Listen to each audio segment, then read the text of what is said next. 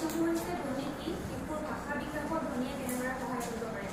মানে ধ্বনি যদি নহয় তেনেহ'লে আমি এনেধৰণে কথা ক'ব নোৱাৰোঁ গতিকে ধ্বনি ক'বলৈ গ'লে যে আমি এটা শব্দ কৰোঁতে ডিঙিৰ পৰা বিভিন্ন অংগ যেনেকৈ জিভাৰ পৰা যিসমূহ মানে উচ্চাৰণ হয় সেই উচ্চাৰণসমূহকে আমি ধ্বনি বুলি কওঁ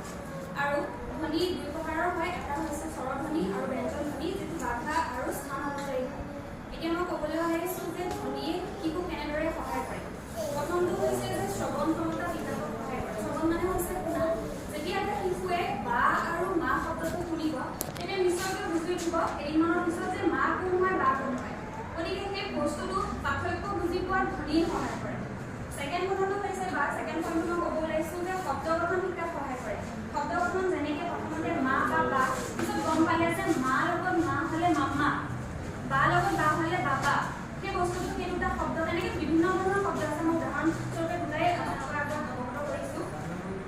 3 নম্বৰটো হৈছে আপোনালোকৰ যোগাযোগ ক্ষমতা উন্নত কৰে যোগাযোগ মানে হৈছে কমিউনিকেশ্যন সেইটো ক'বলৈ গ'লে যেতিয়া শিশু এটাক মাতা যায় মানে বাবু বাবু সেই বাবু বাবু বুলি কোৱাৰ লগতে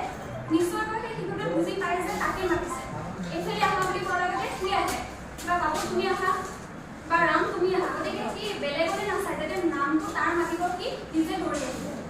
তাৰপিছত হৈছে স্মৃতি আৰু মনোযোগ বৃদ্ধি কৰে স্মৃতি নিশ্চয়কৈ যেতিয়া এটা শিশুৰ আগত বাৰে বাৰে আমি কৈ থাকিম যে ভাত খোৱা পানী খোৱা যিকোনো ধৰণৰ সেই শব্দবিলাক সিহঁতে শিশুৱে শুনি লয় শুনি শিকে আৰু মগজুত ৰৈ যায় আৰু একেবাৰে 5 নম্বৰ পইণ্টটো ক'বলৈ ওলাইছোঁ বৌদ্ধিক বিকাশত সহায় কৰে সেইটো হৈছে যেতিয়া শিশুৱে নতুন নতুন শব্দ শিকিব তেতিয়া কি হ'ব মনত ৰ'ব প্ৰথমতে কটো শিকিলে তাৰপিছত ক ল সেইটো এটা ফল হয় সেইটো বুজি পাব তেনেকৈ ব ল সি নিশ্চয়কৈ বুজি পাব যে বল যিটো মই খেলিছিলোঁ